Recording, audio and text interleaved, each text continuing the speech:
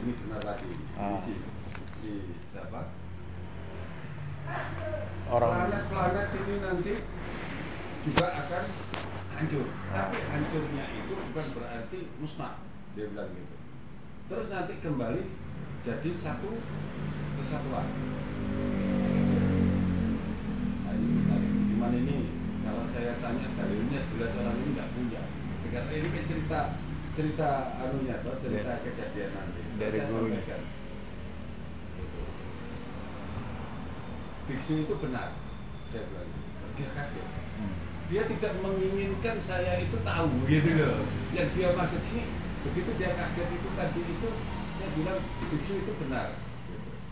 Dia ingin menceritakan sesuatu yang kita itu tidak tahu gitu. Yang dia inginkan itu dari apa keinginannya dia menyampaikan itu.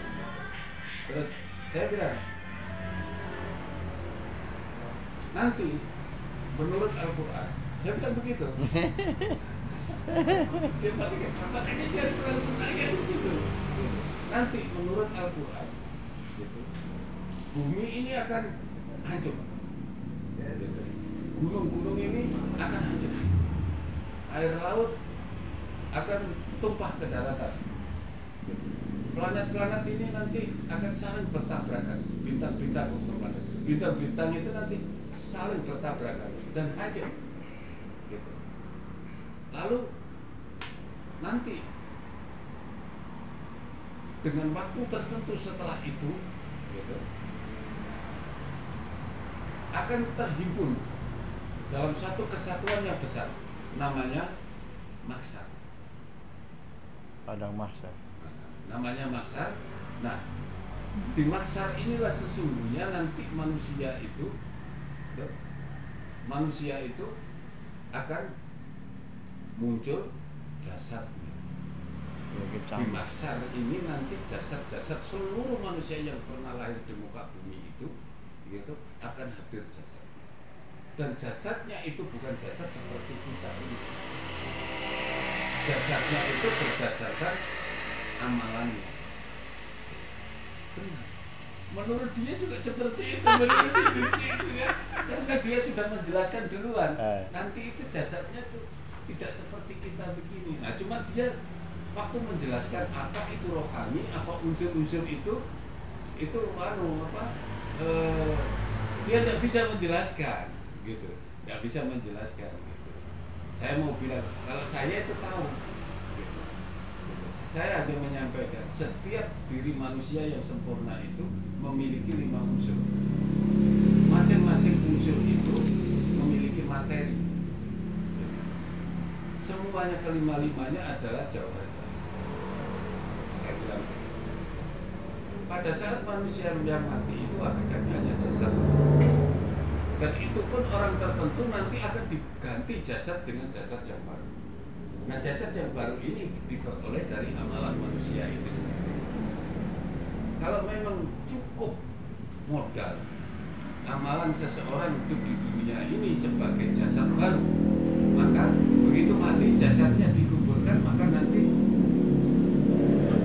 amalannya ini yang akan jadi jasad ditempati roh kita. Nah, roh menurut ini bukan roh yang itu. Jadi saya bilang ini butuh satu penjelasan, mudah-mudahan suatu ketika, suatu saat nanti saya bilang gitu, ini bisa dibahas yang lebih dalam. Saya bilang gitu. Terus dia bilang begini, ya mudah-mudahan gitu. Jadi karena dia sudah merasa dia menginginkan itu, kita ini tidak tahu sama sekali. Dia menginginkan kita ini tidak ada yang tahu dengan cerita itu. Padahal saya buka kalau kitab Al-Quran itu menjelaskan ini. Kecewa berat. Mudah-mudahan. Saya bilang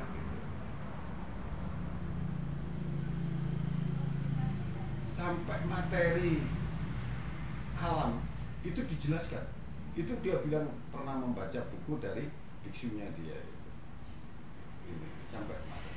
Terus dia memang tidak bisa menyebut materi yang terakhir itu dia tidak bisa menyebut namanya apa gitu. Dia lama nunggu. Saya bilang gitu.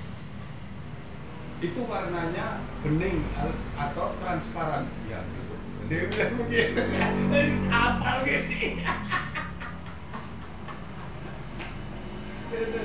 itu warnanya bening atau transparan, saya bilang gitu. Jadi dia penasaran, pasti penasaran. Malam ini bisa tidur, malam ini dia bisa tidur mana? Jadi saya berharap suatu ketika nanti dia membuka perdiskusian, dipersaksikan. Tetapi tidak boleh rasa paling benar, tidak boleh. Saya bilang gitu nanti kalau dia menginginkan. Saya yakin dia menginginkan. Karena semuanya, setiap diri itu memiliki 5 unsur. Kesemuanya unsur ini adalah jabatan. Artinya tidak bisa dilihat oleh indera nyata ini. Tapi sesungguhnya ada indera yang untuk melihat itu.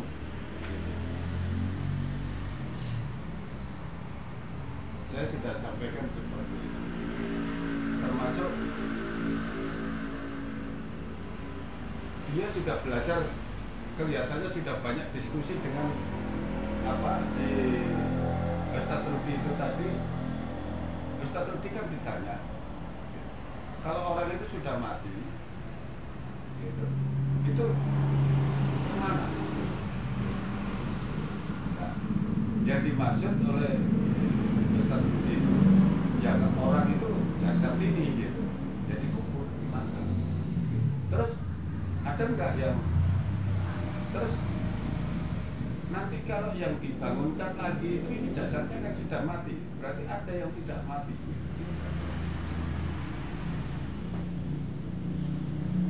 Ada yang tidak mati, ada yang tidak mati. Dan itu diukur nanti di sana itu ketemu. Diukur di alam barzakh namanya. Nah, itu juga si Rudi ini menjelaskan itu cuma satu tingkatan gitu. Kan ada orang yang diimpun di bawahnya alam barzakh, ada di atasnya alam barzakh kan gitu. Nah itu yang si Rudi ini tidak jelaskan, sehingga dia langsung membuka itu, menganggap dia lebih hebat gitu. Ini orang Islam ini, dia Ustadz ini, dia kan memanggil saya Ustadz tua, manggil Rudi itu Ustadz muda.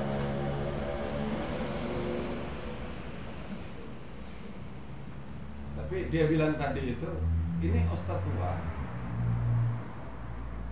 kelihatannya sekarang ini lebih muda.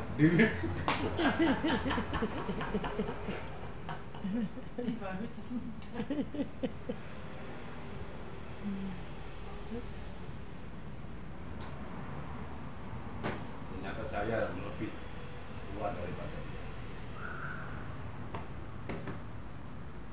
Saya bilang usia saya baru 63 jalan 60. Jadi saya itu masih muda. Jadi pantas kalau saya dibilang penampilan muda. Biasanya kalau saya tanggal 15 ke atas itu saya berubah jadi muda. Kebanyakan orang-orang itu pegawai apa itu kalau tanggal 1 sampai tanggal 15 itu dia menjadi muda. Nanti 15 ke atas itu menjadi tua gitu. Tapi kalau saya enggak, tanggal 1 sampai tanggal 15 itu kok bikin sirup tuh? Itu saya menjadi tua. Iya.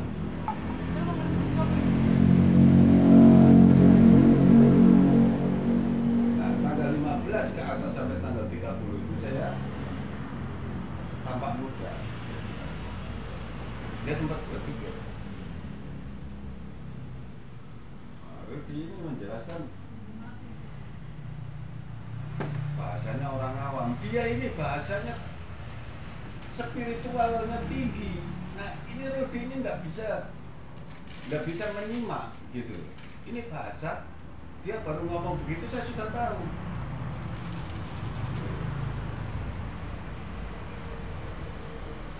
Dia baru ngomong begitu saya sudah tahu kalau dia ini spiritualnya tinggi.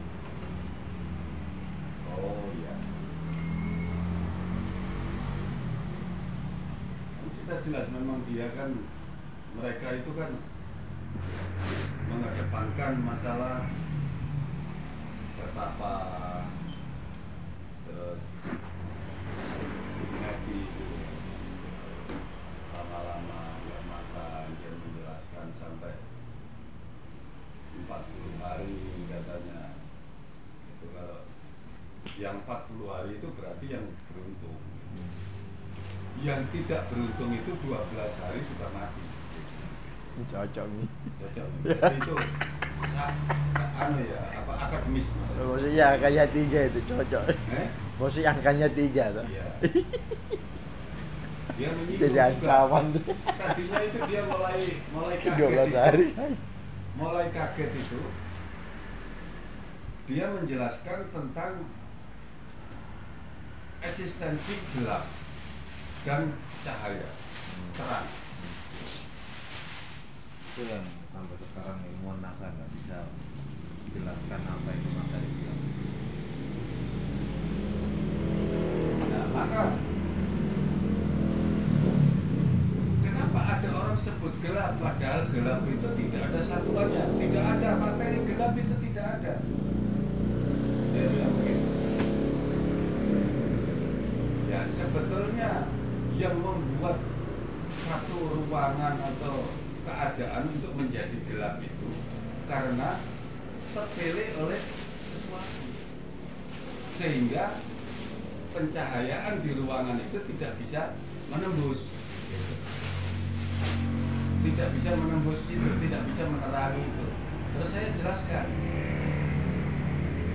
di dalam Al-Quran itu dijelaskan bahwa ini kan bebas, dia mengangkat ya saya ya mengangkat Al-Quran, kitab saya Al-Quran, saya dengan bangga saya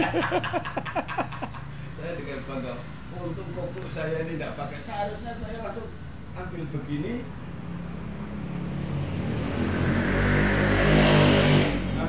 langsung saya pakai seharusnya. Saya kemana-mana ini seharusnya saya cerita tentang hakikat begitu, itu seharusnya tadi bisa pasang.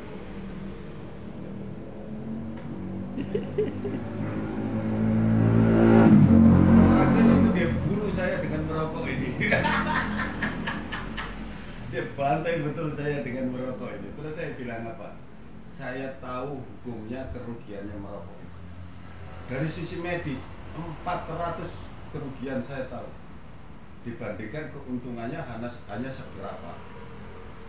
Keuntungannya orang merokok ini ya tidak sampai 100 untuk kebutuhan tubuh, tapi kerugiannya jelas sampai 400. Jadi seandainya saya merokok ini tidak berarti saya itu merasa bahwa saya itu harus mengaku diriku itu bodoh atau seperti binatang yang tidak bisa mengerti atau apa gitu. Tapi karena saya berpikir bahwa agar orang itu tidak mengatakan manusia itu sempurna, karena sesungguhnya kesempurnaan manusia itu tidak ada. Sehebat apapun manusia itu tidak sempurna, saya bilang gitu. Nah, anggaplah rokok ini sebagai bentuk ketidaksempurnaan saya. Tapi di dalam agama saya tidak haram berokok.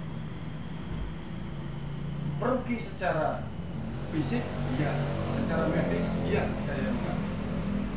Tapi menurut agama saya tidak haram. Dan ya, ini adalah bagian dari ketidaksempurnaan saya. Di antara ketidaksempurnaan yang jelas, bila saya merokok bukan merubah posisi saya sebagai orang yang amat bodoh atau menjadi bagian dari orang yang berada dalam kegelapan tadi.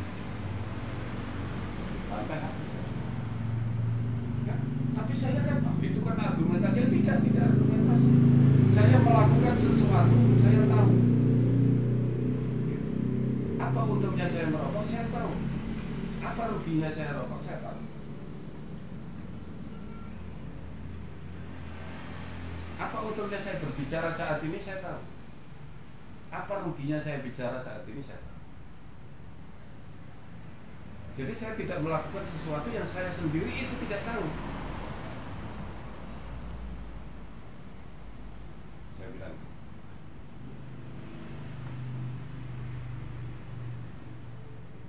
Berarti dia tidak merokok.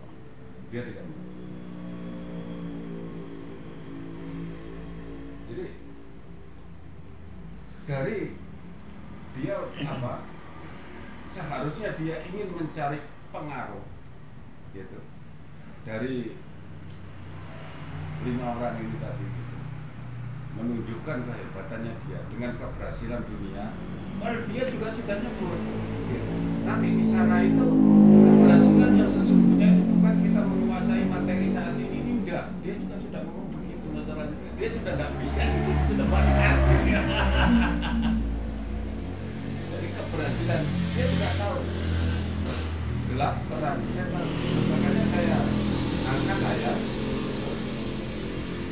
Jadi samakah orang, gitu, orang yang dalam keadaan gelap, dalam keadaan terang benderang, artinya bisa kelihatan sebagaimana kita kalau memandang nyata begini, gitu, dengan orang yang dalam kegelapan. Di dalam kitab saya, Al-Quran, itu menjelaskan bahwa diumpamakan orang yang dalam kegelapan itu adalah di dalam sebuah laut yang amat dalam. Yang amat dalam. Berapa kedalaman laut?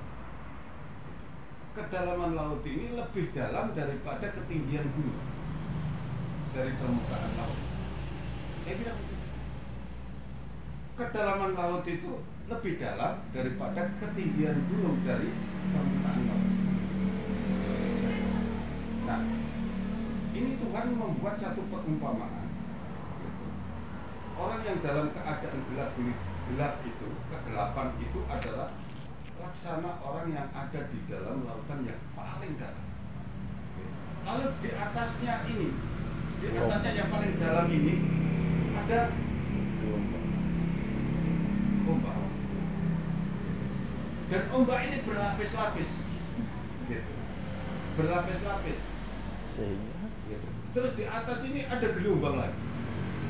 Tidak tahu apa bedanya ombak dengan gelombang. Nanti dia pusing mungkin gitu. Di atas ini, di permukaan laut ini ada gelombang lagi. Sehingga sinar matahari itu tidak sanggup untuk menembus lapisan gelombang dan ombak yang ada di dalam berlapis-lapis itu. Sehingga dia mengeluarkan tangannya begini itu, dia tidak bisa melihat. Itu Tuhan itu di dalam Al-Quran sudah membuat satu perumpamaan. Nah, seperti itulah tadi yang dibilang orang yang dalam keadaan gelap itu. Sesungguhnya gelap itu adanya adalah karena adanya dinding hujan, ada tirai, gitu, untuk membatasi atau menghalau itu sumber cahaya. Kenapa? Karena Tuhan itu menciptakan nama pun itu berpasang-pasangan, ada lautan, ada daratan, sehingga kegelapan juga ada pasangannya, terang dan gelap. Dipikir saya itu tidak tahu, gitu. Wah, ini ibarat teka-teki gitu kan, terpatahkan semua. Artinya Islam itu memiliki, di dalam Islam dijelaskan, termasuk masyarakat, termasuk unsur. Nah, unsur dia tidak bisa menjelaskan sebagaimana Islam. Saya bilang, setiap diri manusia itu terdiri dari 5 unsur. Semuanya ini adalah jauhar gaib, itu kecuali satu. Tempat kelima unsur ini. Aslinya hayat itu jasad ini, kehidupan ini, gitu. Tapi ada unsur tersendiri juga yang tidak terlihat. Jadi kelima unsur ini, gitu, termasuk semuanya adalah jauhar. Nah, yang tampak ya seperti ini, tapi adanya sesungguhnya, gitu, kelima-limanya sama dengan yang tampak ini. Seumpama saya begini, ya ada 5. Nah, hubungannya dengan yang paling terangkan tadi itu adalah kelima-limanya ini ada yang merah, ada yang kuning, gitu. Ada yang biru, ada yang kuning, ada yang hijau, ada yang putih. Di antara 5 itu tidak ada yang sama bajunya ibaratnya gitu. Jadi sama tapi semuanya saya tapi bajunya warnanya beda-beda. Dimulai dari baju merah, baju biru, baju kuning, baju hijau, baju putih.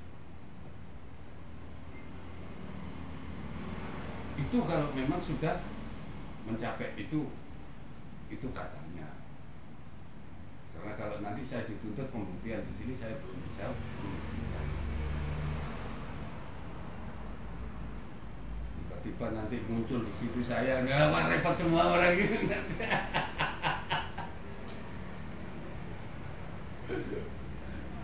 Gitu ceritanya. Pas menerangkan begitu dia bagaimana? Pas menerangkan 5 unsur dia bagaimana? Nah, belum selesai. Terus kelima-limanya ini memiliki sifat dan memiliki azali, watak azali. Kelima-limanya ini memiliki sifat dan memiliki watak azali. Saya bilang gitu. Nah, bahasanya yang sampai terangkan tadi itu bahwa akal itu pikiran itu ada 5 gitu. Kalau di dalam bahasa Islam itu tidak ada pikiran itu bahasa kata kerja. Kata kerjanya fungsi akal. Jadi akal itu diantaranya itu untuk memikirkan sesuatu, menganalisa. jadi bukan namanya itu akal. Akal itu jauhar gaib. Nah, saya mau terangkan yang lebih dalam lagi. Dan nanti warung ya. Di warung ini kita lesehan ini digoyang ini. Iya. Makanya saya rugi waktu 1 hari nggak rugi ya. Karena saya bisa ngomong seperti itu.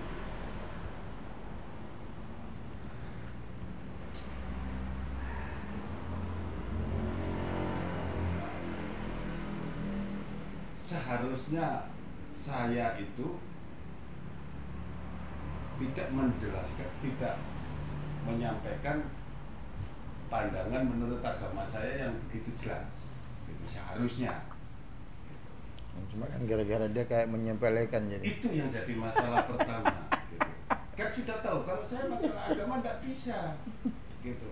Kalau mau diajak diskusi ya ini diskusi saja ya, kita nggak tahu siapa benar siapa salah. Kita ini sebetulnya yang tugas dan kewajibannya itu memiliki kesamaan tapi memiliki panduan sehingga caranya berbeda-beda. Panduan yang berbeda gitu, memiliki juklat yang berbeda sehingga berbeda-beda. Kitabnya juga beda gitu. Tapi sesungguhnya tujuannya itu sama.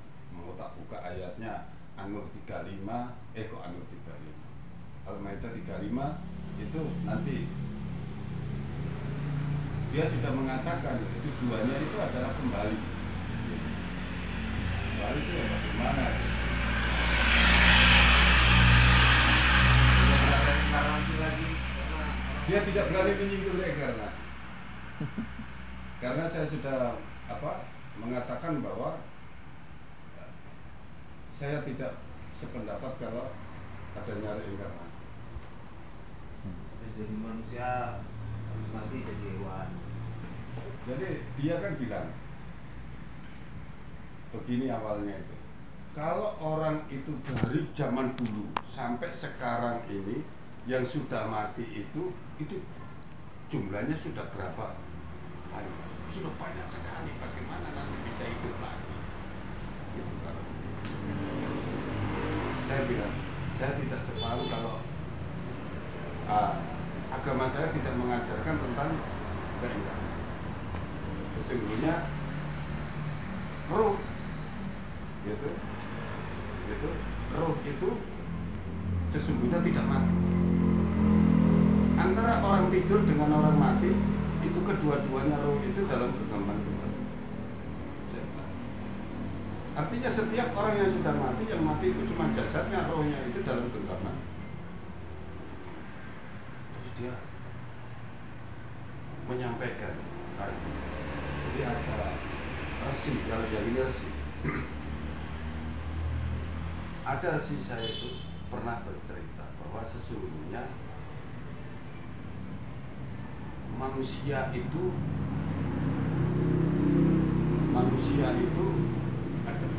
sesungguhnya sebelum hidup itu sudah ada kehidupan selama 60.000 tahun sebelum hidup di dunia ini. Dia bilang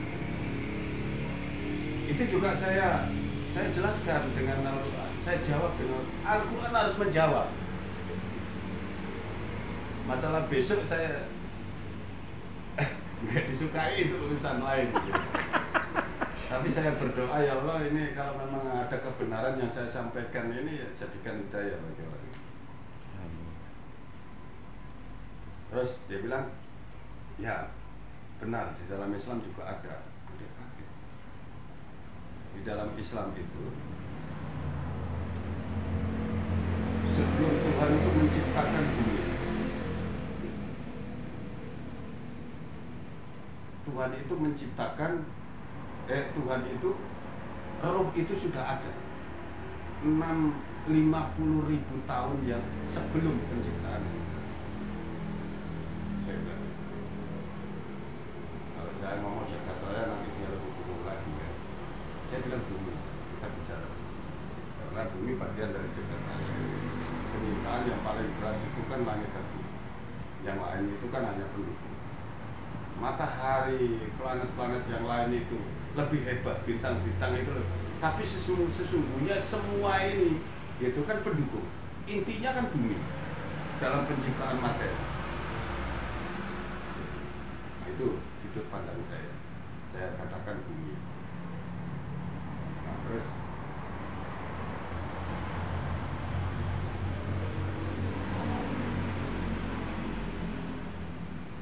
dasarnya itu adalah, saya nggak ngomong dalil. Dasarnya itu pada saat Adam itu diciptakan, begitu Adam itu diberi kesadaran penuh, maka Tuhan itu mengajarkan seluruh nama-nama yang ada di semesta alam. Nama-nama. Salah satu di antaranya adalah ini rohnya siapa, rohnya siapa, rohnya siapa. Termasuk roh kita itu sudah dalam pandangan Adam pada saat itu. Nah, dari sana sampai sekarang ini berapa? Itu 50.000 tahun sebelum itu, sebelum bumi malahan. Antara penciptaan bumi dengan Adam ini berapa miliar tahun? Saya bilang agak akademis sedikit.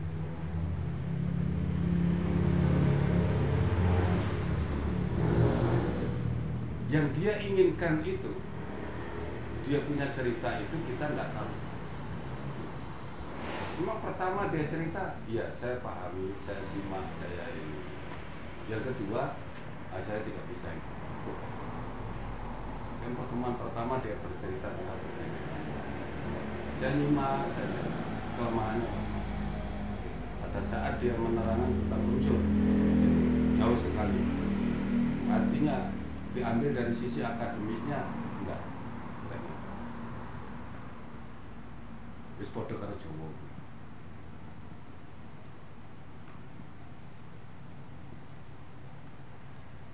Kalau saya belajar agama itu dengan referensi Jawa, ilmu Jawa, Jawa itu ada kesamaan. Karena saya tetap katakan Al-Quran, cuman saya tidak mau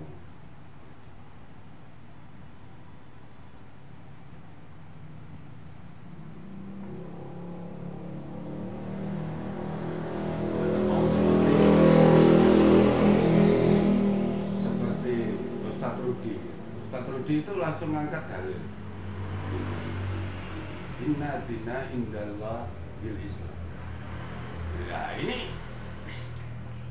kenapa orang ini gitu. Kalau ngomong dengan orang lain itu dikedepankan sisi rahmatan lil alaminnya, dikedepankan, sehingga apakah orang macam ada pertanyaan apakah orang macam saya ini nanti itu bisa masuk surga atau tidak, itu pertanyaan begitu. Terus saya bilang apa? Mungkin. Saya ini juga. Saya jawab begitu. Jadi tidak berani jawab. Habis ngomong inna dina indallah Islam, itu saya pengen ngomong apa? Gitu. Sesungguhnya agama itu ya diterima Islam. Gitu. Di sisi Allah itu hanyalah Islam. Apa? Kalau itu dijelaskan, untung tidak diterjemahkan.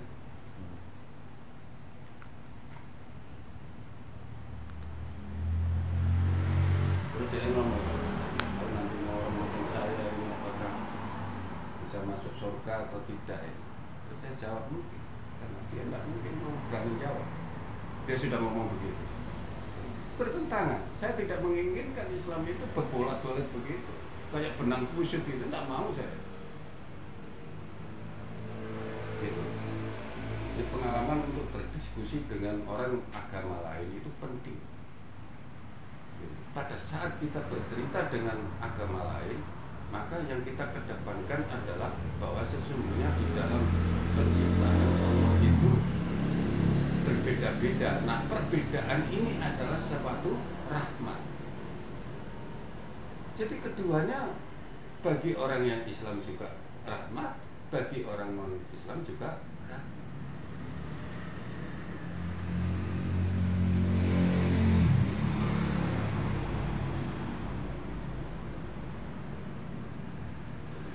Saya bilang ini enggak apa ya, kita enggak debat, saya bilang enggak debat, tapi silakan aja Pak Lim itu menyampaikan pengetahuannya tentang penciptaan dan lain-lain dan perbuatan Tuhan nantinya, itu silakan aja. Tapi saya juga punya hak untuk menyampaikan itu, karena di dalam kitab saya itu semuanya itu ada. Jadi saya tidak bercerita selain daripada di dalam kitab Islam itu ada. Begitu, ya. Nah, kalau saya ini, yang ini dari resi, yang ini dari biksu. Sudah di kitabnya nggak diangkat dia kitabnya. Dia tidak mengangkat kitabnya. Saya yakin dia akan penasaran. Dia akan belajar lagi, dia akan belajar lagi ke dalam. Karena dia saya tahu, gitu. Bahasanya itu memang tidak lurus kalau dengan ajaran Islam. Yang orang Islam sendiri aja tidak lurus, apalagi dia, kan gitu. Orang Islam sendiri ini tidak lurus dalam memahami tujuan hidup. Tapi saya salutnya itu tujuan akhir itu cahaya. Itu saya salut. Ending akhirnya itu keberhasilan di dalam kehidupan ini cahaya. Dia membuat satu kesimpulan begini. Nah, pada saat nanti kita mati, kalau tidak bisa jadi cahaya, artinya gelap, tidak kelihatan. Nah, hakikatnya gelap itu tidak ada. Maka dia mau membuat satu kalimat itu sungkan dengan kita, sungkan dengan kita. Terus langsung saya sama dengan binatang gitu. Dia bilang begitu. Tidak usah malu-malu dengan kami, tidak usah malu-malu. Dia bilang gitu. Karena setiap diri manusia itu memiliki potensi untuk menjadi gelap. Juga memiliki potensi untuk menjadi terang. Indikatornya dia dapat cahaya apa? Dia punya apa namanya? Perilaku. Perilaku.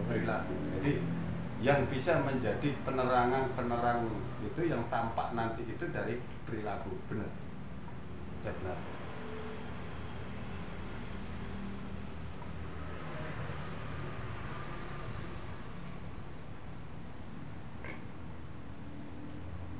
Memang bahasa kita kan amal ini. Amalan hasil dari segala perbuatan kita, itu benar. Maka Rasul pada saat ditanya, ya Rasulullah, agama itu apa? Gitu kan. Budi pekerti yang baik. Agama itu budi pekerti. Kalau agamanya baik berarti budi pekertinya baik. Kalau agamanya buruk berarti budi pekertinya. Saya bilang enggak usah malu-malu. Gitu.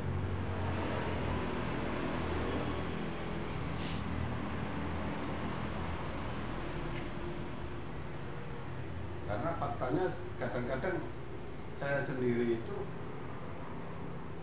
menunjukkan ketidaksempurnaan sebagai makhluk, karena tidak ada makhluk itu yang sempurna.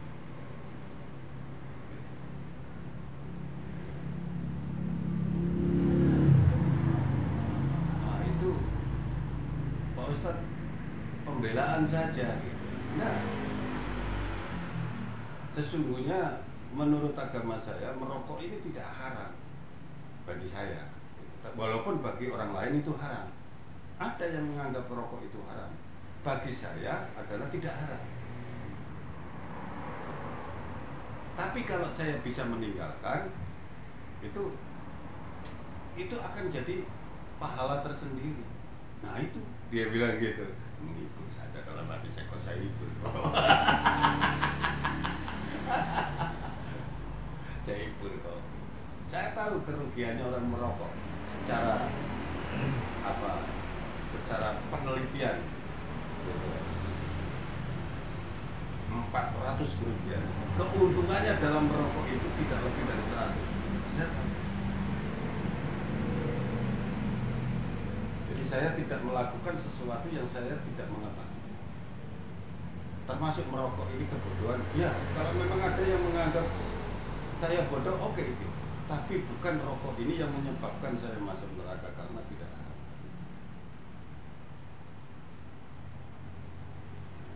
Kalau membuat saya miskin mungkin bisa, karena merokok itu membuat saya miskin, bisa.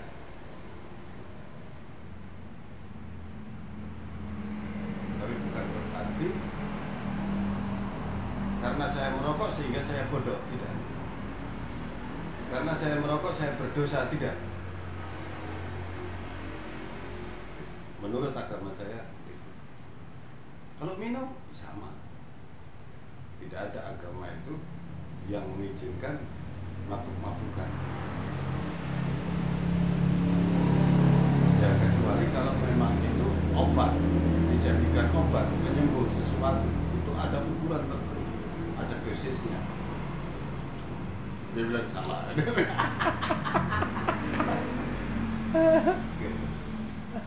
Haji ngomong kalau berjudi itu berat.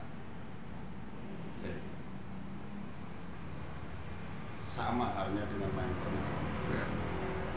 Sama halnya, tapi lebih berat mabuk. Saya bilang, mabuk lebih berat.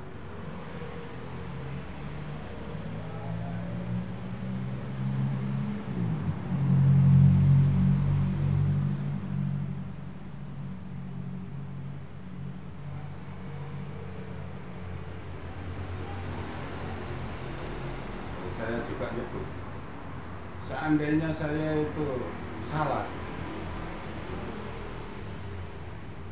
kok saya lakukan, berarti saya sudah ada rumusnya. Bagaimana caranya untuk menghilangkan kesalahan itu atas diri saya. Saya bilang gitu. Ada yang begitu. Enggak gono. Gus Dur gak mau gono. Ada yang begitu. Nek kasih lagi Gus Dur pasti. Yang boleh itu hanya orang yang tahu, gitu. Yang orang yang tidak tahu tidak boleh. Nek pasti kasih lagi Gus Dur. Ya, saya tidak mau mengatakan gitu. Gus Dur itu tokoh yang paling urusan yang jelek itu tidak boleh kita tampilkan gitu. Ya kita akui kesalahan itu, kalau seandainya itu sebuah kesalahan ya saya sendiri gitu. Tapi itu ada kebenaran. kalau dengan kita ya kita ngomong Gus Dur, ada dalilnya ini, dalilnya ulama. Yang boleh salah itu cuma kiai, karena kiai itu tahu cara Tobat. bertobat. Yang belum tahu ya jangan.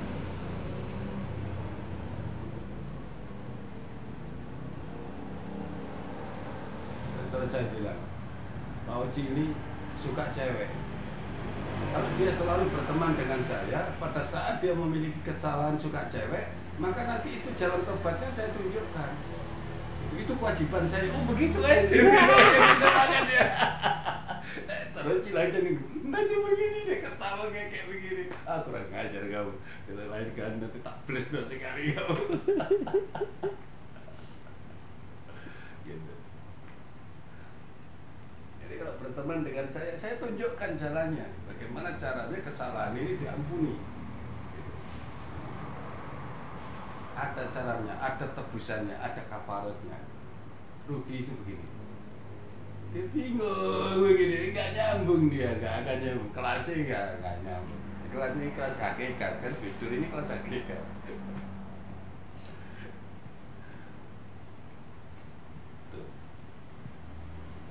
Rokok itu menyebabkan merugikan kesehatan dan miskin, ya.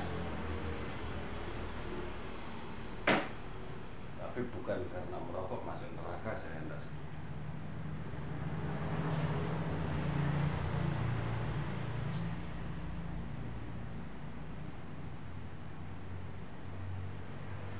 Dia bilang, kenapa orang Jepang itu umurnya panjang-panjang sampai 100 tahun lebih sampai ini? Karena dia betul-betul pelihara kesehatan.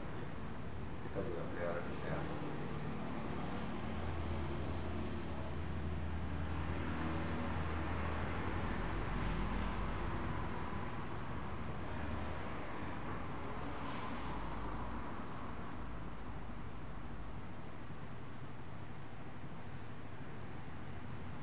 Jadi pada saat dia cerita itu, seolah-olah saya dahului gitu dengan pertanyaan. Saya dahului pertanyaan.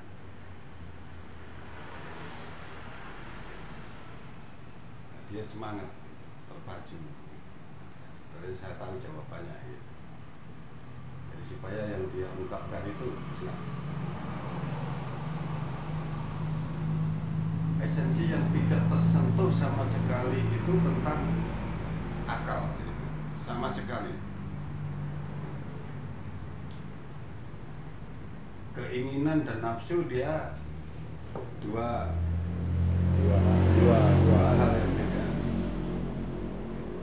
Padahal itu satu. Keinginan itu adalah fungsi daripada nafsu.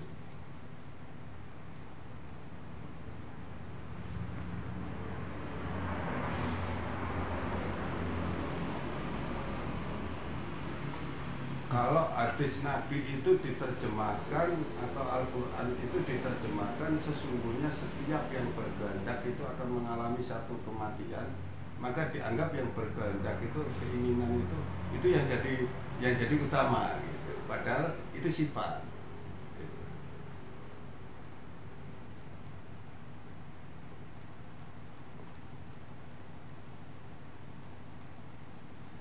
Saya bilang di antara 5 unsur ini semuanya memiliki sifat dan semuanya memiliki watak asali. Saya bilang. Nah, kalau harus diterangkan di sini, saya tidak sanggup waktunya karena ini tempat jualan orang. Gitu. Yang penting intinya sudah saya.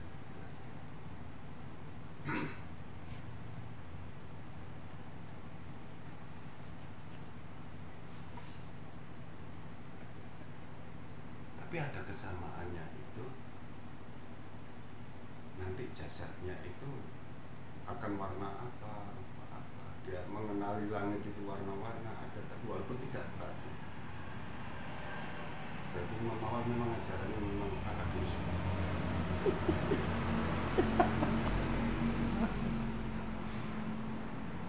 Wali yang ngajar. Ya, iya. Itunya itu.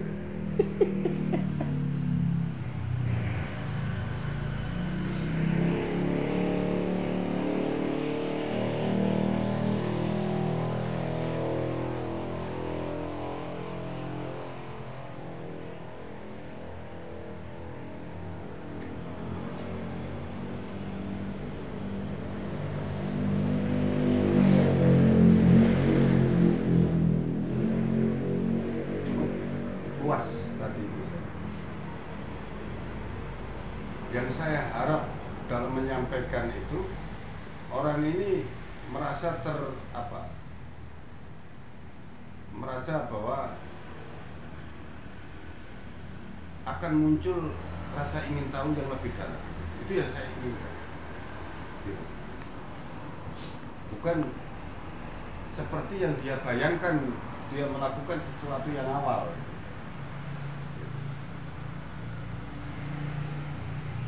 Jatuhnya Pak Rudi bercerita dengan saya kan di sini.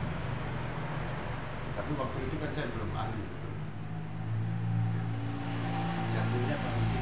Jadi rata-rata Cina itu kalau sudah mencapai derajat keduniawian itu cukup, jadi orang yang dianggap ini rekanan-rekanan itu dianggap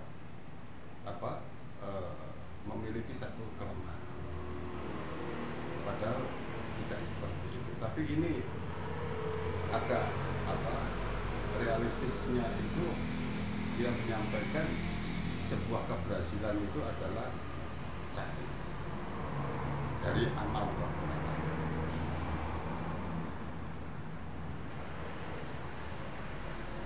Tapi yang ini dia lebih religius daripada Pak Rudi. Oh iya, jauh. Pak Rudi kan Kristen.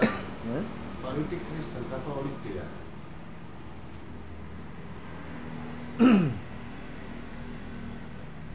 Kalau saya dengan orang Kristen tidak ketemu. Kitabnya sama, tapi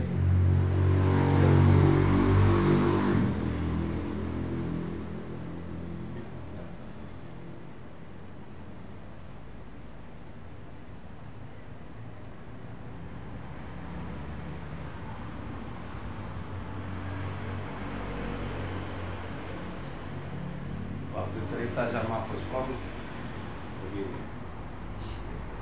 dia waktu itu yang bangun gereja ini, tadi yang bantu banyak bangun gereja di Hargapura ini, akhirnya pas di lampu merah itu di atas, kan Katolik itu. Saya dengan dia, dengan Bos Kom, dia ngomong sama Bos Kom ini begitu, kita ini kan anak-anak Tuhan. Terus saya bilang saya bilang gitu, oh guyu Pak, ya itu saya kan derajatnya nggak sampai di situ, jadi pemahaman saya itu nggak sampai di situ. Oh,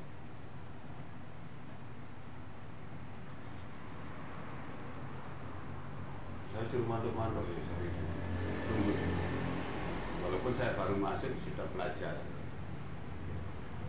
Saya sudah di sini, kan saya sudah belajar.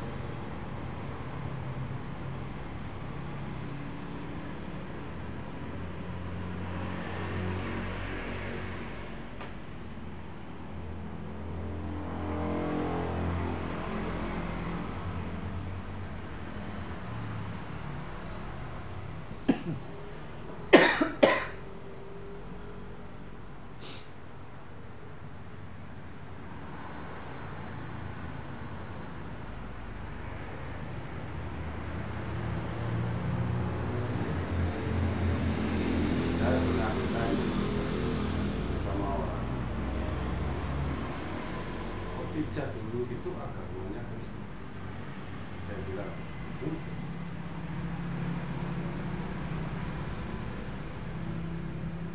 kok mungkin dia pamannya pendeta? Jadi mungkin. Dan pamannya tempat bertanya. Saya bilang, saya juga tidak alergi bertanya dengan pendeta sekarang yang murni.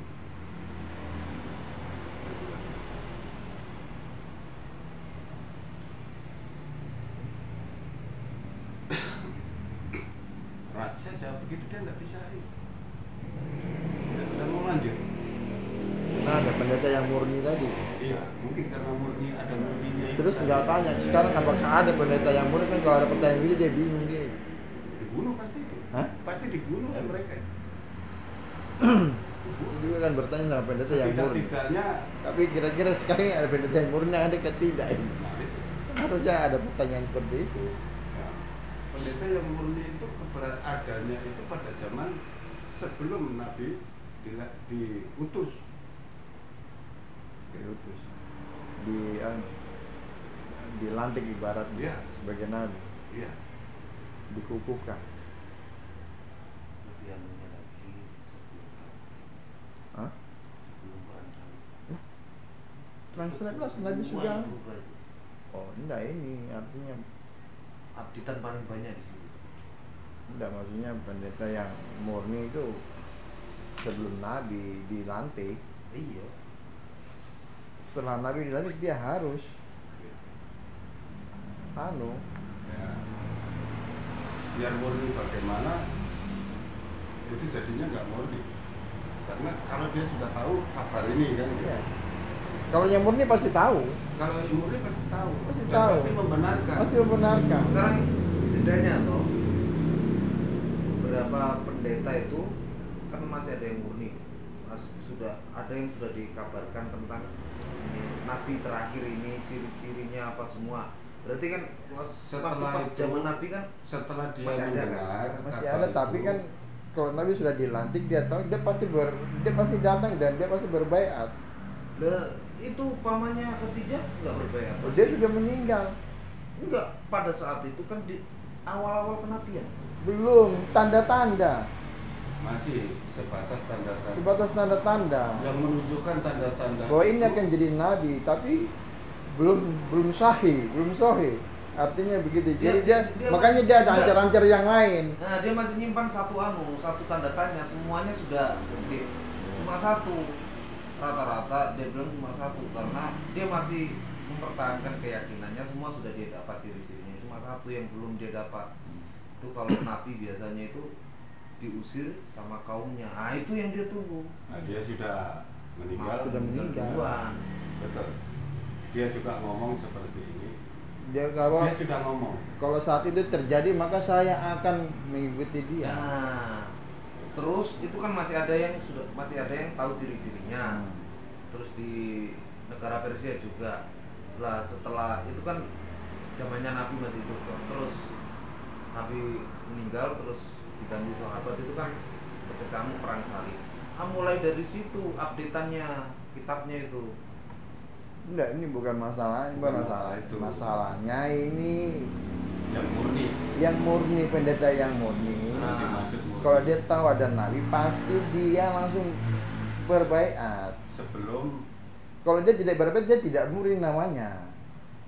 Itu loh. Nah, walaupun pada saat itu murni, jadinya tidak murni karena di situ ada kepentingan kerajaan. Iya. Itu makanya Terus banyak kepentingan yang tidak murni. kepentingan kedudukan. Iya. Akhirnya dia tidak mau mengakui Dia itu. kalau dia Sudah mau tidak membangkang, tetap mati.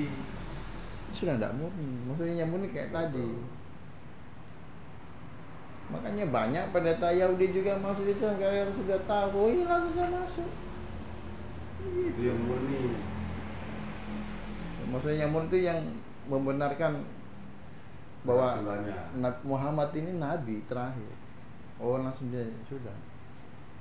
Tapi kan ada yang ngetes-ngetes masalah tanya tentang Ashabul Kahfi segala macam. Ketika diceritakan langsung dia pegang tangan, langsung bersahadat. Malam Bagaimana? kelahirannya saja. Malam terjadinya kelahirannya itu kan terjadi satu kehebohan dunia. Tanda-tanda alam itu pendeta-pendeta baca semua, yang murni loh, yang Tahu murni. semua. Bahkan mereka sibuk di malam itu, gitu, mulai Palestina sampai mana itu negara orang-orang Yahudi itu semua menanyakan anaknya siapa yang melahirkan tadi malam anak laki-laki. Itu dicari semua. Dilalah Allah itu membuat malam itu tidak ada. Cuma ada satu sendiri itu. Kok di Mekah? Gitu loh ceritanya gitu. Duh, ada kok di sini. Gitu. Nah, di situ pada saat itu ditutup oleh Allah dengan kejadian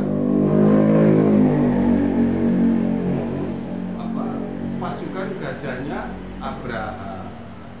Jadi ditutup oleh Allah dengan hadirnya itu, sehingga orang tidak sempat memperhatikan itu lagi di sana. Padahal itu seluruh itu sudah cari semua, dan maksudnya itu golongan kalau orang kita itu memiliki silsilah yang tinggi, itu apa namanya? Golongan bangsawan. Golongan bangsawan itu yang dicari. Nah, yang memenuhi kriteria itu cuma satu. Di Mekah itu ada. Jadi keturunannya Abu Thalib itu orang Abdul Muthalib. Ya, Abdul Muthalib itu orang terpercaya, orang jujur, orang yang punya kekuasaan yang ada di Mekah. Nah, ternyata Nabi ini termasuk keturunan bangsawan dari suku Quraisy, bukan Mekah asli. Dari suku Quraisy. Aku Nabi itu pasti turunan bangsawan semua. Turunan bangsawan. Tidak ada Nabi bukan turunan bangsa, maksudnya turunan orang top semua ini. Kita ini kan karena sanadnya aja. Salah, kita Hebat bagaimana sanadnya tidak menguntungkan, ya kita jadi ya, sanad lillahi yang ta'ala, karena jangankan orang macam kita gitu, orang yang ditakdirkan untuk menjadi penguji yang paling merusak, itu kan ada nilai tujuannya Allah untuk menguji itu. Jadi jangan pernah kecewa dengan itu. Walaupun secara ini tidak mungkin ya. Saya punya sanad itu kalau dari mbah laki-laki, dari mbah perempuan saya itu sanadnya itu sampai ke Pangeran di Tuban. Itu sanad itu. Termasuk ada yang Habib itu di Ngejeruk. Itu ada, makamnya ada, terus di Sanadi sana ada, termasuk yang di Simau itu. Kalau emang begitu ya berarti termasuk saja. Gitu, loh iyalah. Nah, kalau kita bicara masalah sanad, iya kita ini darahnya darah Kadipaten. Gitu. Kita ini darahnya masih tetap sampai ke Ronggolawe, bener Ronggolawe bener.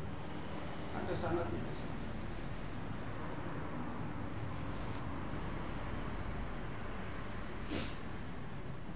Kalau dari dia Mae yang tak nontokin cuma sampai sanadnya yang pandai besi itu, dulunya kan lumayan orang terpandang. Berarti itu juga masuk. Tidak ada orang yang berkedudukan itu yang tidak memiliki sanad ke bangsawanan, itu tidak ada. Terus dinilai sekarang ini. Keturunannya Wak Dewi ini, gitu. Dari bapak saya pejabat, paman saya semuanya pejabat walaupun desa, gitu. Semua jadi orang di depan ini masih menunjukkan, gitu. Masih menunjukkan bahwa kebangsaan Awanan itu ada, gitu. Karena masanya sudah sanadnya sudah terlalu jauh, gitu ya. Jadi ya, kalau mau mengangkat sebetulnya dari keturunan kita ini nanti itu yang akan terangkat lagi, naik lagi 200 tahun. Bisa dicari dong. Duh, setiap 200 tahun itu terjadi satu perputaran begini. Jadi 200 tahun di bawah, ke bawah terus 200 tahun lagi naik lagi. Sampai ke puncak lagi, turun lagi 200 tahun lagi naik lagi. Terus seperti itu terjadinya alur perkembangan sanad agama. Akan nampak lagi nanti. Dan itu di situ pada saat di atas itu akan dimunculkan lagi, sehingga sanad ini tetap walaupun sudah sembunyi gitu. Bagaimana mungkin bisa dari Ismail bisa sampai ke Nabi Muhammad. Jadi yang nampak itu nanti yang pas 200 tahun itu yang di atas ini yang ingat. 200 tahun ini 3, 4 keturunan itu masih ingat gitu loh. Jadi setiap 200 tahun turun, 200 tahun naik. Nah pas di atas ini nanti terangkat, dia akan cari sanadnya. Oh saya sanadnya dari ini gitu. Oh turunnya gini, naiknya di sini, naiknya terus turun di sini, naiknya di sini. Begitu. Ini Rasul yang mengajarkan seperti itu. Oh 200 tahun nanti dia naik lagi, muncul lagi gitu. Sehingga sanad ini terpelihara.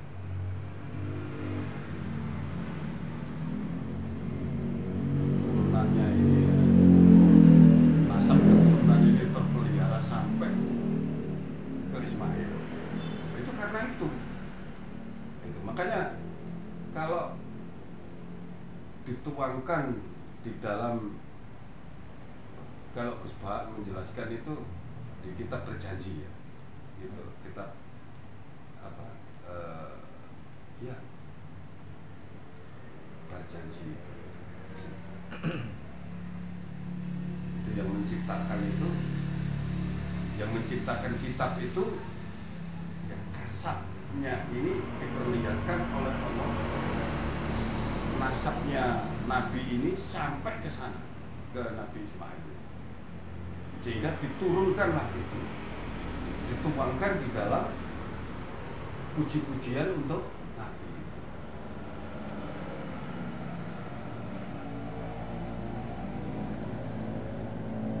Kan dulu sempat diragukan, Nabi Muhammad itu nasabnya dari mana bisa jadi Nabi gitu. Menurut dia itu nasab yang berhak jadi Nabi ini adalah Bani Israel saja. Padahal ada, bukan cuma Ishak gitu loh. Bukan cuma Ishak saja gitu. Ada Ismail. Nah ini, jadi sempat mereka sampai sekarang itu banyak tidak percaya kan di situ.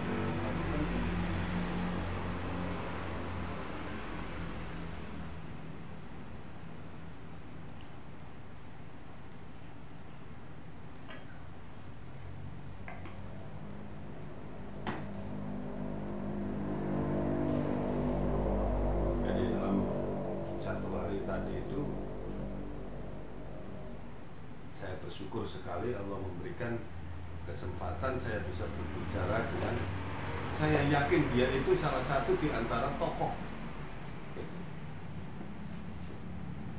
Tokohnya, dia bicara dengan saya itu sempat buka HP sebentar begini, balik kan baru dia ngomong. Udah cari data ya. Tapi apa yang saya bicarakan itu pasti dia membuat dia gelisah malam itu. Saya pastikan. Saya pastikan. Apa ini? Ustaz kan laptop laptopnya mati. Siapa ini? Ustaz Salafi. Kalau siapa yang bilang ini? Uas. Oh, Uas yang ngomong. Kita ngomong hadis, tapi kalau laptopnya nyala, laptopnya mati. Hanya hafal 3-4 hadis sudah mau salah-salahkan Imam Nawawi yang itu orang yang ratusan ribu hadis mereka hafal. Tidak tapi saya yakin, saya sempat memperhatikan. Saya sempat memperhatikan tadi itu dia pada saat menyimak saya, gitu. Masuk begini, saya masuk begitu. Pada saat dia menyimak saya punya bicara, dia sempat berpikir begini, orang ini berbicara kok lurus saja, bicara lurus. Artinya tidak nunggu cari referensi atau mengingat atau apa gitu, maksudnya lurus itu. Dia sempat berpikiran seperti itu. Nah kalau sudah bicara, kalau sudah diridhoi oleh Allah itu bicara itu lurus, gitu, tidak usah nunggu. Kayak anak, kalau kadang-kadang kalau macam Imam Prawoto itu ngenteni sampai suwe, aku ngenteni gini lagi muncul lagi ya. Saya tidak seperti itu.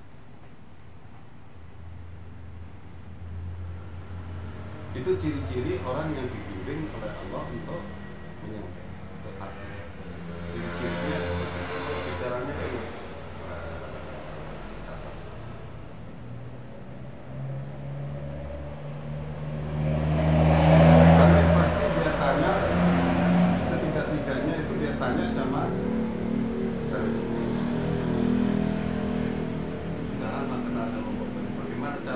ceritanya gimana kenal sama Mas Slamet ya? Dia bilang gitu. Sekarang sudah bilang Pak Ustadz tua. Temannya yang dari Singapura itu dia bilang Pak Telawi.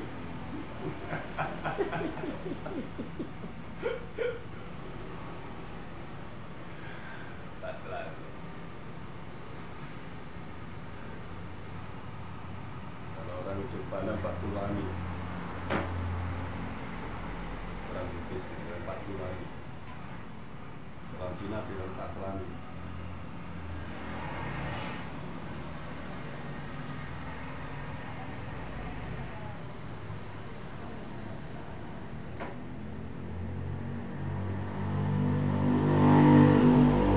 Ya, saya merasa bersyukur ya Allah.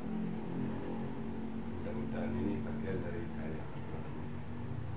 Masalah dia mau ikut atau tidak mau ikut, membenarkan atau tidak membenarkan, saya sudah berjalan gitu sebagaimana kewajiban saya gitu. Kewajiban saya ini ada kesamaan dengan kewajiban Nabi. Tugasmu hanya menyampaikan. Masalah dia mau ikut atau tidak ikut itu bukan urusanmu, kata Allah, kan gitu. Tugasmu hanya menyampaikan. Nah, kalau saya menjelaskan tentang itu ya lurus dari Imam Prawoto. Imam Rahman itu ngomong, kuncinya makrifat itu pelajaran ini nomor 5 marifatul insan. Dari Imam Prawoto. Ini Imam Rahman yang ngomong begitu. Kuncinya makrifat itu pelajari itu marifatul insan. Kuncinya ada di situ. Ini cerita kalau Imam Prawoto. Saya diem aja. Kan Imam Prawoto kan baru tahun berapa ini sebelumnya sama Imam Budi sama ini. Sebetulnya dulu itu belum diputuskan oleh Imam Rahman itu sebagai bentuk marifat. Cuman Imam Rahman sudah menangkap tanda-tanda itu agar menurunkan standar sebagai nilai-nilai kebijaksanaan. Karena Imam Rahman ini sudah mau mangkat. Makanya murid-muridnya didatangi itu, maksudnya ditanya itu, suruh ingat ini, coba ingat ini, petunjuk yang nggak pernah lupa mana. Akhirnya Imam Bukti, Imam Prawoto, Imam siapa lagi? Kalau nggak salah termasuk Imam Bambang, Imam Mahmud, Adi. Itu termasuk yang kebijaksanaan. Cuman yang belum sempat putus dulu itu diputuskan itu ada Imam Mahmud sama Adi. Makanya Imam Mahmud cerita katanya di petunjuk sudah diputus marifat. iya sudah diputuskan marifat, tapi kan belum putus dulu. Oh itu. Karena harus disahkan itu. Itu hanya ya sama dengan Saparudin itu tuh, gitu. Imam Topan baru datang, itu di petunjuknya ditakwilkan, amin, gitu. Begitu menyampaikan, Imam saya alhamdulillah saya sudah marifat.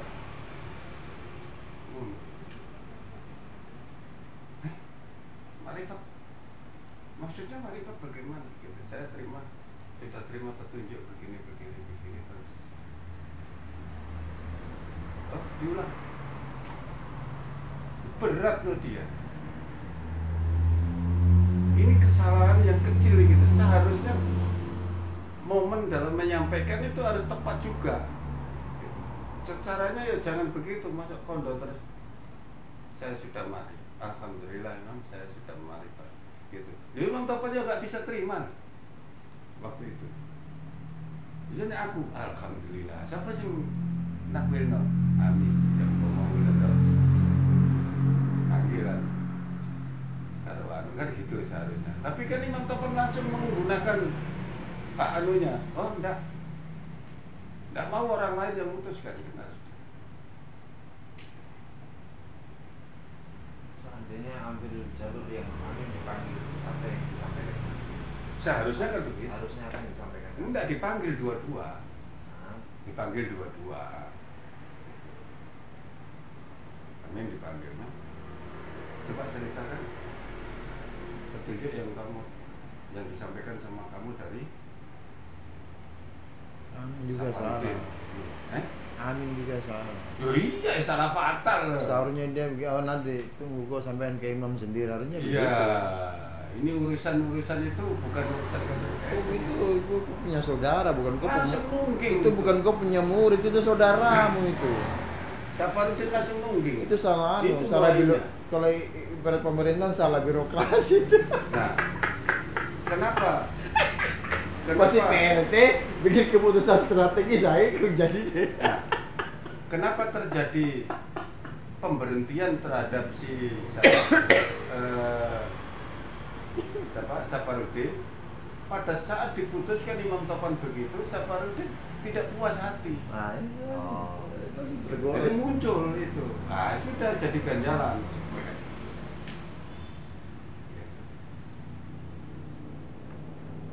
Amin yang salah itu.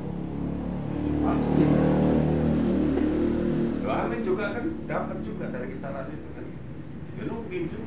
Caranya itu tidak bisa diputus saudaranya kok dia putusan dari mana ceritanya? Baru masih ada imamnya. Iya tuh. Melangkahi imamnya berarti juga itu. Meskipun gua dikasih amanah ngajar saudaramu, ukur-ukur diri saja, jangan terlalu gaya begitu. Itu terlalu gaya itu. Waktu itu Amin itu sempat ngomong, saudaranya ngomong begini.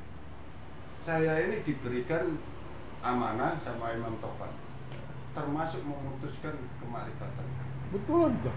Ya udah tahu saya.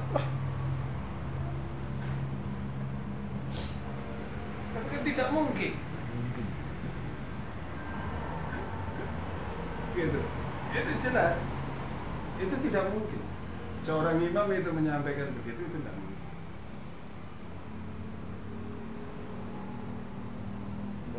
Tahu diri. Iya, ukur-ukur diri lah, tahu diri. Meskipun ngajar saudara itu dikasih amanah, ya, ukur-ukur diri. Paling masih ada imamnya hidup.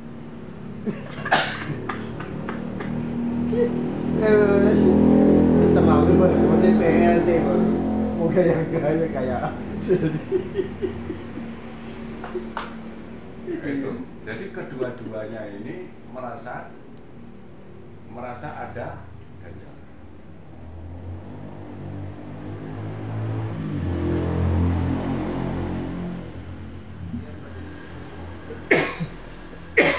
Begitu mau jadi apa? Imam Topan tidak mungkin menjadikan itu sebuah ganjalan. Tidak mungkin seorang imam itu menjadikan kesalahan murid itu jadi sebuah ganjalan. Itu tidak mungkin. Sebesar apapun, itu tidak mungkin terjadi.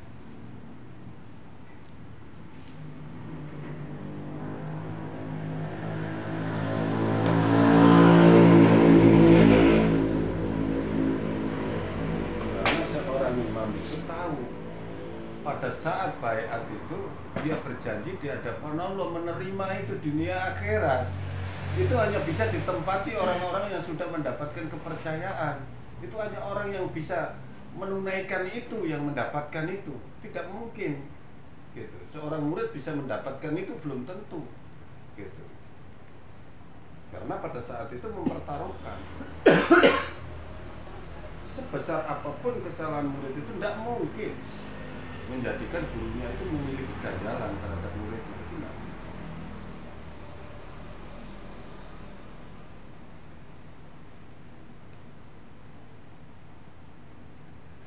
Ada ganjalan sama muridnya itu tidak mungkin. Malah gurunya yang nangis mendoakan terus.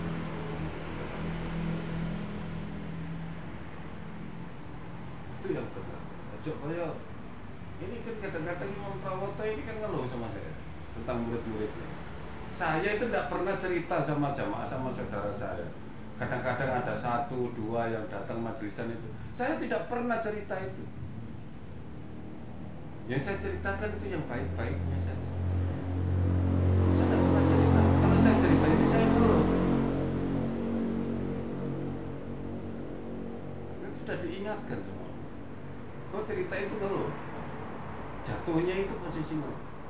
Cerita itu. Walaupun diawali alhamdulillah.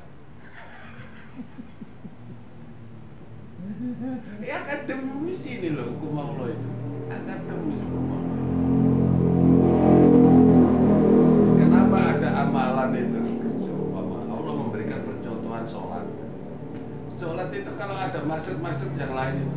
Di langit pertama lolos, alhamdulillah. Langit kedua belum tentu lolos. Kembalikan amalan sholatnya orang ini, lemparkan di mukanya. Karena sampai di mana mi'rajnya pada saat sholat itu, top skornya itu ada di mana? Kalau dia melewati alam aulia, itu baru. Gitu.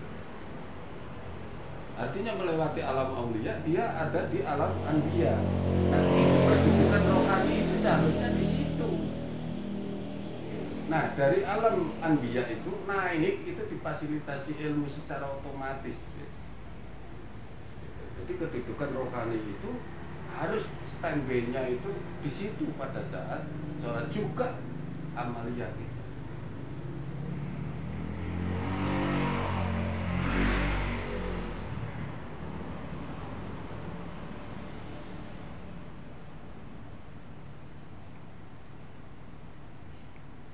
Saya yakin ini Mr. Lim ini nanti itu akan diskusi lagi dengan biksu. Gak puas. Nanti kalau syukur alhamdulillah, saya harapkan itu ya. Tidak perlu biksunya datang. Bila perlu saya diundang ke sana, saya datang. Gitu. Saya tanya sama Allah, ya Allah, saya dalam jaminanmu atau tidak ini? Nanti ada jawaban, saya jawab, oke, saya siap ketemu. Kalau belum dapat jawaban, enggak. Gitu.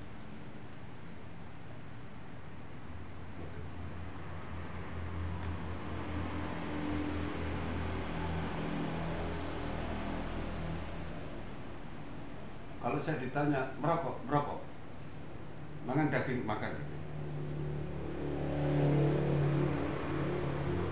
Kenapa merokok? Agama saya tidak melarang.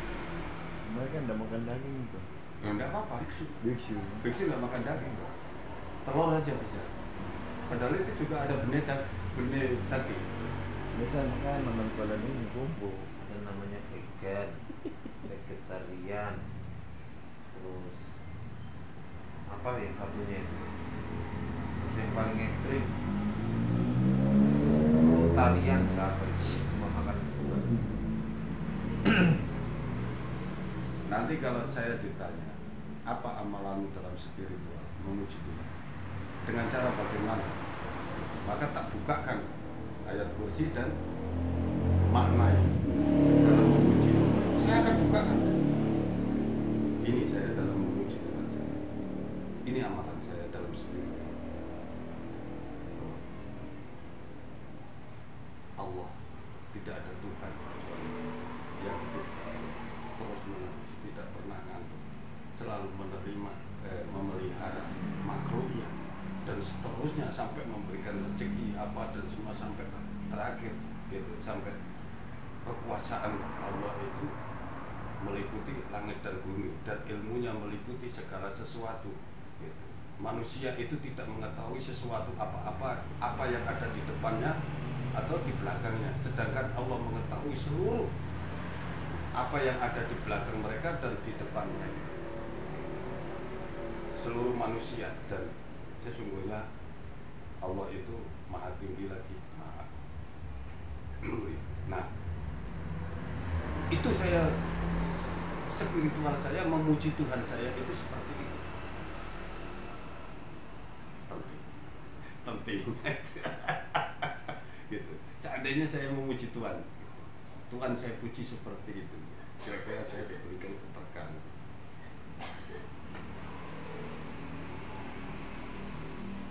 Artinya di dalam kehidupan saya harus aplikasikan dalam kehidupan saya itu sebagaimana yang saya ucapkan.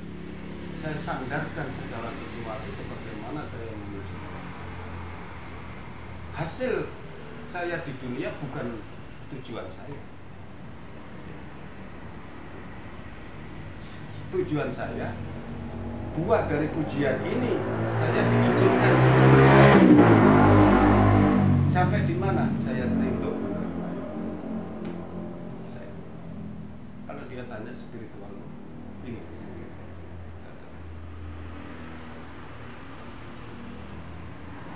Jadi saya pulang dari Koya tadi itu saya sudah berpikir seperti itu.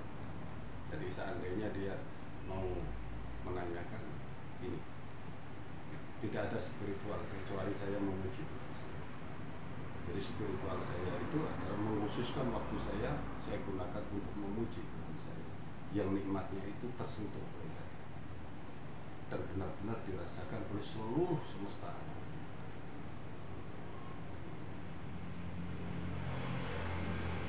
Itu disadari atau tidak disadari. Tentunya saya belum menyadari secara keseluruhan. Tapi itulah cara saya berspiritual dengan cara memuji. Maka dia nanti akan mendapatkan, berarti merasa ada kebenaran pada dirinya, pada agamanya, seumpama Buddha, gitu, Hindu, gitu. Kan ada muji dewa-dewa apa itu kan ada.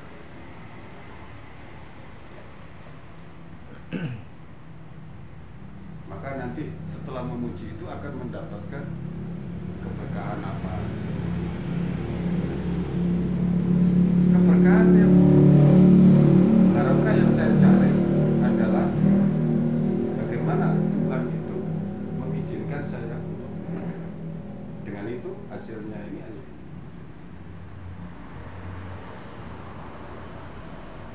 urusan dunia. Tuhan yang memberi rezeki semua, termasuk binatang yang ada. Kan tadi lupa saya katakan itu. Termasuk binatang yang melata di dalam bumi pun itu diberi rezeki.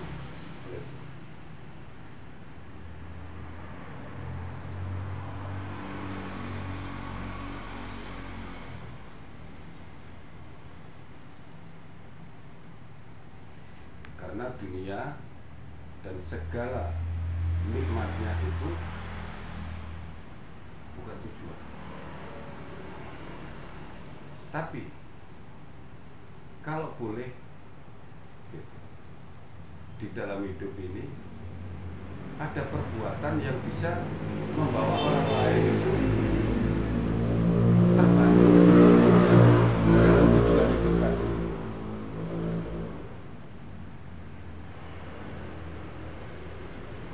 Siapa ngerti? Ini jalan-jalan harus ketemu orang kelas itu harus menunjukkan kelasnya.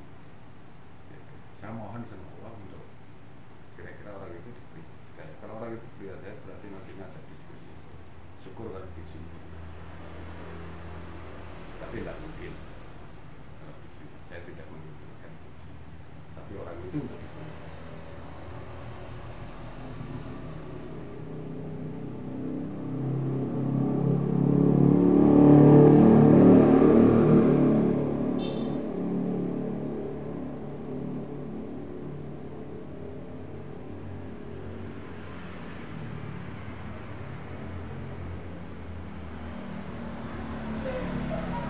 Nanti itu lewat siapa itu bukan urusan saya kan gitu.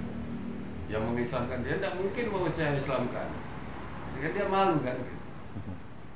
Ini bisa jadi. Bisa jadi. Karena saya melihat pada saat perdiskusian tadi itu yang dia harapkan dia mengakui ajarannya. Dia ingin membanggakan ajaran. Rata-rata begitu. Iya.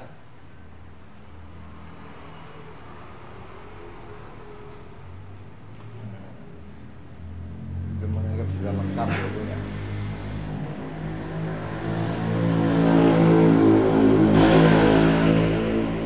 Kadang ada yang orang Islam tuh masuk mereka gara-gara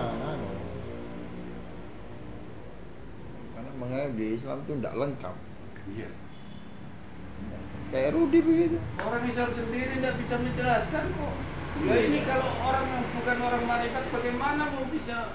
Sekarang marifat, marifatnya tentang apa? Apakah cukup kalau sudah mengenal terus marifat tentang pelajarannya ini? Gitu. Bagaimana? Si orang salah-salah. Gitu. Orang dapat pelajaran gitu tentang dapat perlindungan gitu. Diputuskan kalamullah.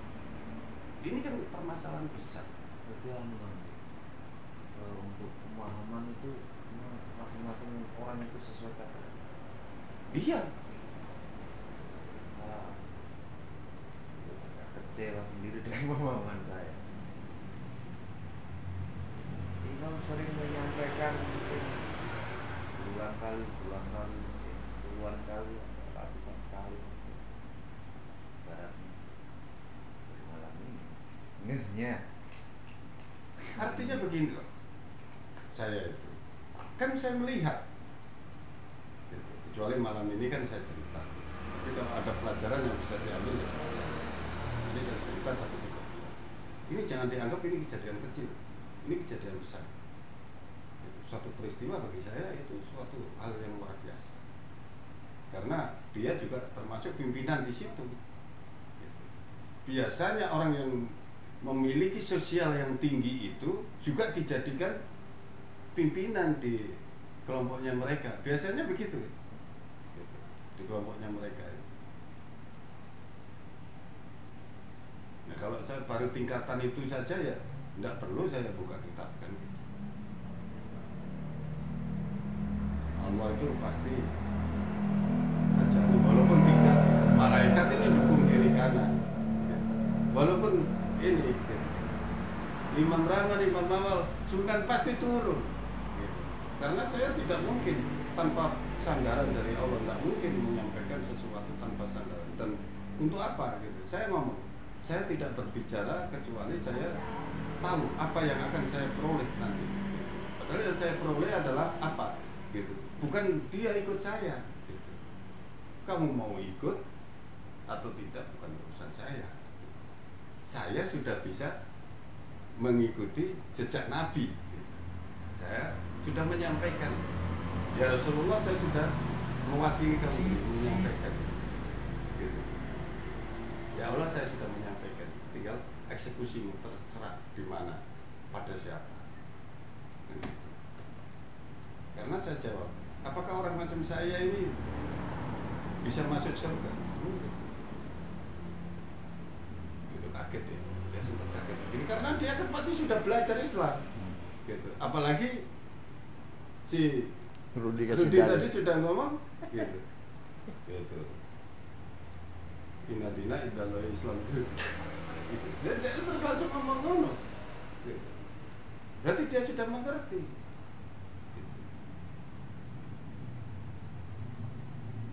Terus habis begitu dia ngomong, apakah orang macam saya ini bisa masuk surga?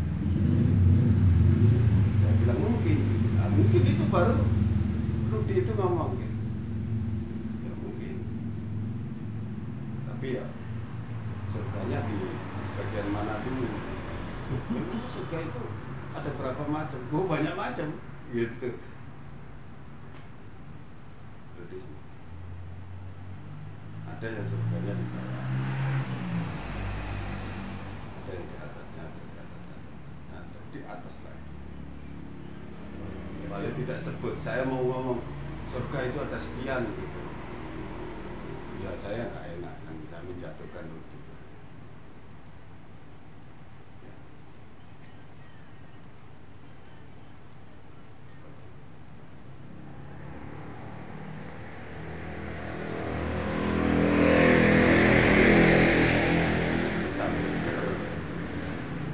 Lalu sering dengar imam menyampaikan kalau bercerita sama orang tasawuf, terus anunya apa kayak kursi, amalannya apa ya? agak kayak agak Kecil. ganjil. Walaupun saya sempat dengar ceramahnya Gus Bah yang menerangkan tentang ayat kursi, ingat hati itu mau sampaikan kan. Yang lebih aku sendiri saya itu sering kali Imam bilang itu hanya juga baru tadi misalnya pelajarannya malah pelajaran yang sangat-sangat dasar. Kalau Imam menyampaikan ada dalam diri ada 5 unsur, masing-masing unsur memiliki warna, terus ada watak azalinya, sifatnya itu kayak macam iya ngerti gitu, lurus saja. Tadi berarti watak ini masing-masing unsur ini punya karakter sendiri, berarti Itu namanya watak asli. sifatnya begini. Itu ya walaupun yang saya ingat-ingat baru betul baru sebatas akal kan. Agak-agak sedikit loh. Kalau sebelumnya Imam Kayaknya sering tahu. menceritakan ya kayaknya datar-datar saja kok. Padahal sering disampaikan ya mungkin memang agak lambat.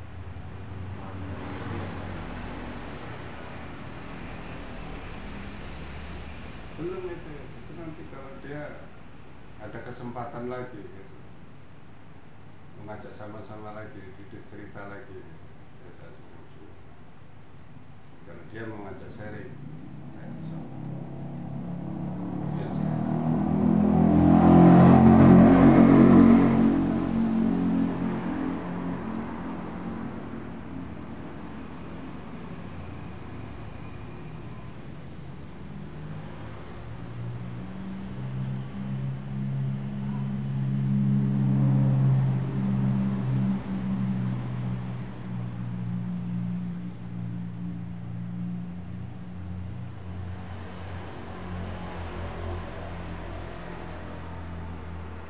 Jangan karena sudah punya grup bola plaza, Horizon, sudah seberapa banyaknya ini Hotel Horizon gitu.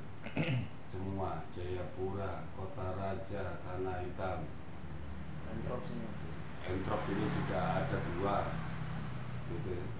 Jayapura, terus sudah punya Borobudur, terus punya bahan bangunan sekian banyak, toko bangunan terus sekian banyak, punya lahan sekian banyak, punya ini di mana-mana, punya mall di mana-mana, punya mall.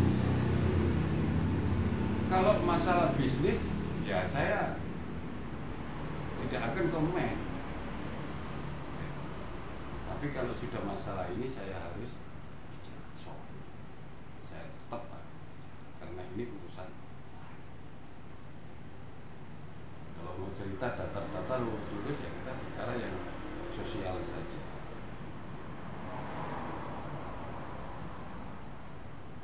Masalah penciptaan jagat raya dan isinya ini biar kita memang artinya bisa, namun harus bisa mengendalikan dalam penyampaian.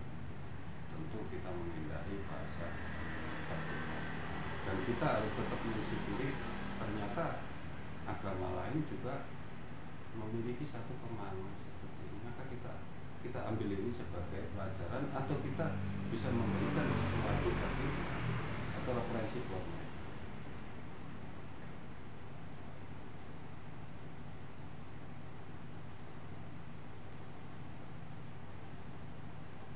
Artinya saya dipanggil suruh duduk di sebelahnya, dia makan. Ya sudah, saya di sini aja karena saya merokok. Dia geleng-geleng kepala gitu. Tapi saya katakan, tetap saya katakan agama saya tidak mengharamkan rokok. Dari sisi kesehatan, iya saya tahu. Ada keuntungannya, ada.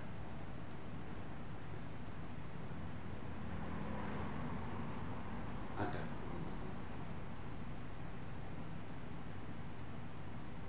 Ada kerugiannya, ada. Saya memang tidak bisa menyebutkan keseluruhannya. Yang saya tahu itu ada 400 kerugian kalau bagi tubuh ini bila orang itu ahli merokok. Tapi saya tidak terlalu. Berapa bungkus satu hari? Tidak. Saya merokok itu saya tidak merokok di dalam rumah karena kalau ada anak-anak saya, cucu saya merokok itu di rumah.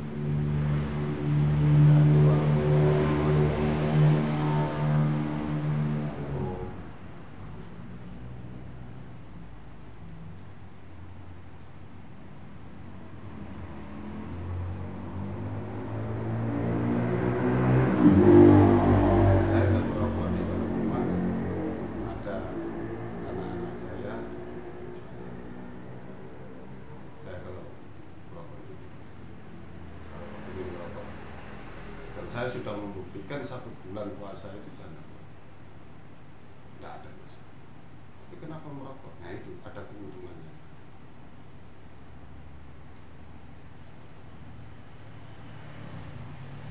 Seandainya tidak ada keuntungannya pasti dilarang.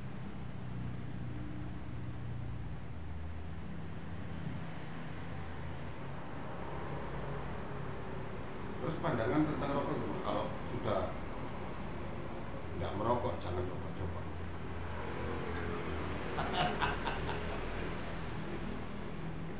Karena sesungguhnya saya merokok bukan hobi. Bukan hobi saya. Tercium saya malam itu pegang laptop itu kalau lagi mumet itu kalau nggak merokok itu. Nah, tapi kalau merokok terus langsung lancar. Nah, itu alasan saja saya bilang.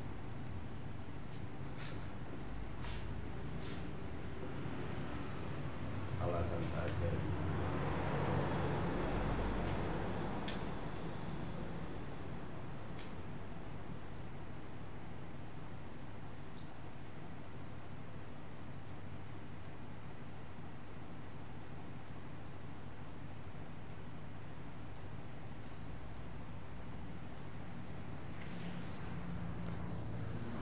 Kayaknya agak membantu sedikit untuk konsentrasi.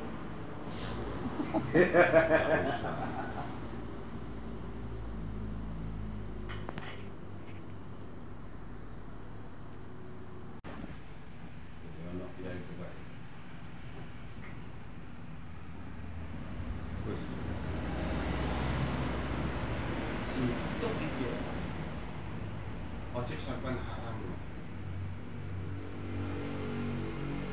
Saya itu di rumah sudah dilarang sama istri saya. Ini paling saya itu hanya kalau habis sholat begini sama saya itu sambil anu saya menikmati. Ada kenikmatan di situ saya kalau menikmati.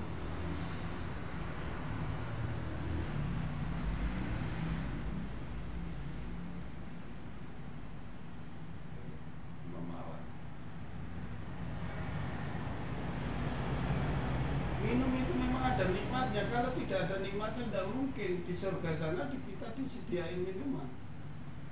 Khamr. Berarti kenikmatan. Tapi jangan diambil sekarang. Ini ngomong. Nanti aja kenikmatan itu diambil di sana.